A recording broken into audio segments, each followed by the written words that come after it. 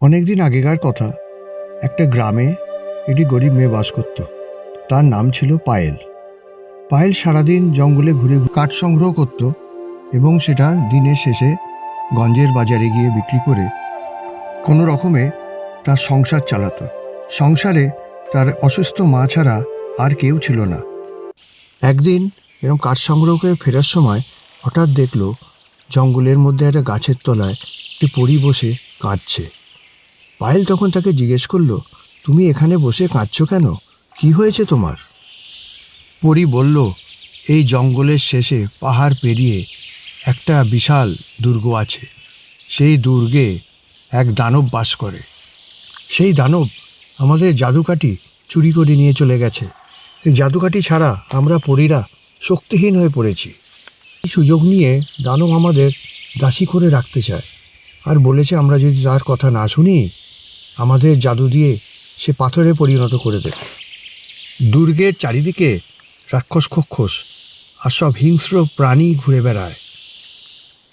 সব শুনে পায়েল বলল, তুমি একদম চিন্তা করবে না, আমি তোমায় সাহায্য করব।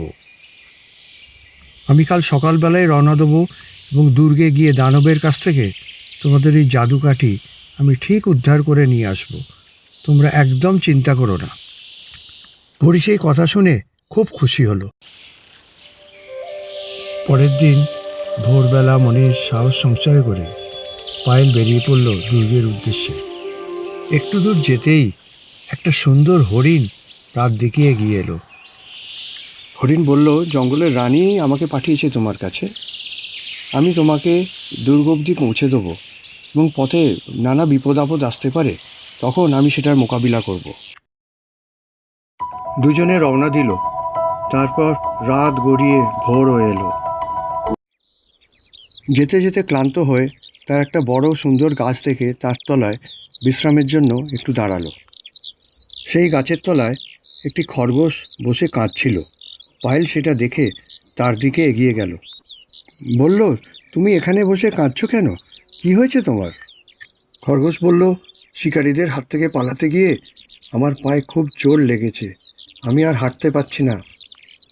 এখানে যদি পড়ে থাকি রাতের বেলা নেকড়ে বাঘ এসে আমাকে খেয়ে নেবে। আমায় সাহায্য করো। পায়েল তখন খরগোশকে নিজের কাছে ডাকলো। ডেকে তার গায়ে হাত বুলিয়ে বলল, আমি তোমাকে সুস্থ করে তুলব, তোমার ব্যথা চলে যাবে, তুমি একদম দুশ্চিন্তা করো না। খরগোশ বলল, আমি জঙ্গলের পাখিদের থেকে শুনেছি তুমি কি মহৎ কার্যে যাচ্ছ। আমি তোমাকে বলছি তুমি আমাকে তোমাদের সাথে নাও, দেখবে আমি তোমাদের অনেক কাজে আসব। পায়েল খরগোশকে সুস্থ করে তুলল এবং তারা তিনজনে সে দুর্গের উদ্দেশ্যে আবার রওনা দিল। তারা জঙ্গলের অন্ধকার অংশে যেই প্রবেশ করল, একটি ভয়ঙ্কর নেকড়ে বাঘ তাদের দিকে দৌড়ে এসে তাদের আক্রমণ করতে গেল। কিন্তু যেই আক্রমণ করতে গেল, হরিণ তার জাদু বলে তাকে ভস্ম করে দিল। পায়েল হরিণকে ধন্যবাদ দিয়ে বলল, চলো আমরা এখান থেকে তাড়াতাড়ি এগিয়ে যাই। ভয়ঙ্কর বজ্রপাত আর বৃষ্টি উপেক্ষা করে তারা দুর্গের দিকে এগিয়ে চলল। কুয়াশায় ঘেরা অন্ধকার দুর্গের দিকে এগোতেই পায়েলরা দেখল দুটো নররাক্ষস তাদের দিকে এগিয়ে আসছে তাদের মারার জন্য। পায়েল আতঙ্কে চিৎকার করে উঠল। হরিণ তার শেষ জাদুশক্তি দিয়ে তাদের আগুনে একদম ছাই করে দিল। এই ঘটনার পরেই হরিণ ক্রমশ দুর্বল হয়ে পড়ল এবং সে শুয়ে পড়ল একপাশে। পায়েল আর খরগোশ দৌড়ে গিয়ে হরিণের কাছে বসল। বলল, তুমি এরকম শুয়ে পড়েছো কেন? কি হয়েছে তোমার? তখন হরিণ বলল, এটাই আমার শেষ জাদু ছিল। এবার আমি আস্তে আস্তে প্রকৃতির সঙ্গে মিশে যাব। এখন খরগোশ তোমাকে সাহায্য করবে। বিদায় বন্ধু। এই বলে হরিণ প্রকৃতিতে আস্তে আস্তে মিশে গেল। খরগোশ এসে বলল, দুঃখ করো না, তাড়াতাড়ি চলো, হাতে সময় নেই বেশি। প্রাসাদের ভেতর ভৌতিক আওয়াজ আর অন্ধকার পরিবেশ দেখে তারা খুব ভয় পেয়ে গেল। তারা বুঝতে পারছিল না এবার কি করবে। সেই সময় হঠাৎ বিকট দর্শন এক দানব সিঁড়ি দিয়ে নেমে এলো এবং তাদের দিকে জ্বলন্ত দৃষ্টিতে তাকিয়ে এগিয়ে আসতে থাকলো। দানব তাদের দিকে এগিয়ে এলো এবং বিকট শব্দে বলল, কে তোরা? কোন সাহসে আমার প্রাসাদে ঢুকেছিস? এক্ষুনি তাদের দুজনকে ঘাড় মোটকে মেরে ফেলবো। দানব চিৎকার করে বলল, কারুর ক্ষমতা নেই তোদের আমার হাত থেকে রক্ষা করার। পায়েল ভয় না পেয়ে বলল, তুমি পরীদের জাদুঘাটি চুরি করে খুব অন্যায় কাজ করেছ। জঙ্গলের রানী আমার সহায় আছেন, সেই জন্য বলছি তুমি আমাকে ওটা এক্ষুনি ফেরত দিয়ে দাও, নাহলে কিন্তু তোমার খুব বিপদ হবে।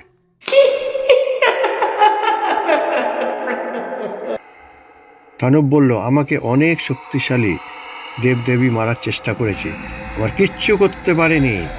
ঠিক আছে, আমি তোমাকে জাদু কাঠিটা দিচ্ছি, দেখি তুমি কিভাবে ওটাকে নিয়ে যাও।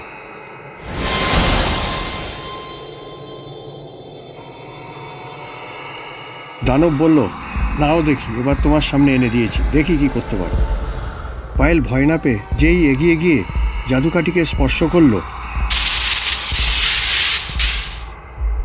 আমি ছাড়া এই জাদুকাঠি কেউ স্পর্শ করতে পারবে না, যে করতে যাবে তার এরকম পরিণতি হবে। খরগোশ রেগে গিয়ে বলল, তুমি একটা বাচ্চা মেয়ের সাথে এরকম করতে পারলে? তুমি ক্ষমার অযোগ্য। এই বাচ্চা মেয়েটি নিঃস্বার্থভাবে পরীদের সাহায্য করতে এগিয়ে এসছে। সে জানতো এই কাজে তার প্রাণ সংশয় হতে পারে, তাতেও সে একটুও ভয় পায়নি।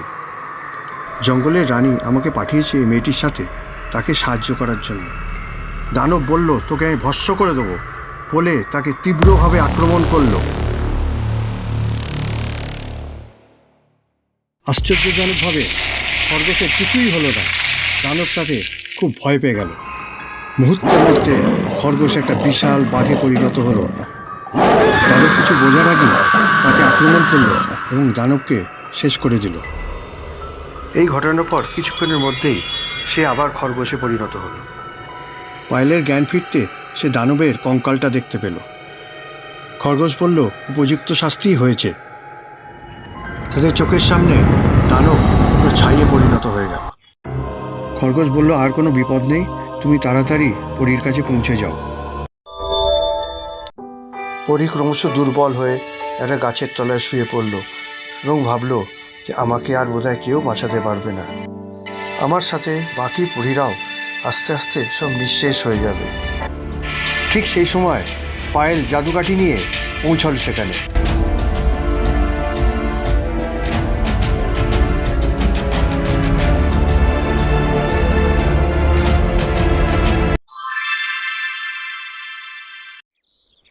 পায়েল তখন আনন্দে লাফিয়ে উঠল, বলল, আমি পেরেছি, আমি পেরেছি, আমি পরীকে বাঁচাতে পেরেছি। তখন অন্যান্য পরীরাও বেরিয়ে এলো এবং আনন্দে তারা হাততালি দিতে থাকলো। তখন বড় পরী বলল, পায়েল, তোমার এই উপকার আমরা কোনোদিনও ভুলব না। আজ থেকে তোমার জীবনে দুঃখ, কষ্ট, অভাব কিচ্ছু থাকবে না, সে সবের দায়িত্ব আমরা নেব। পরীদের দৌলতে পায়েল এবং তার মার আর কোনো অভাব, দুঃখ, কষ্ট রইল না। তারা খুব সুন্দরভাবে জীবনযাপন করতে লাগলো।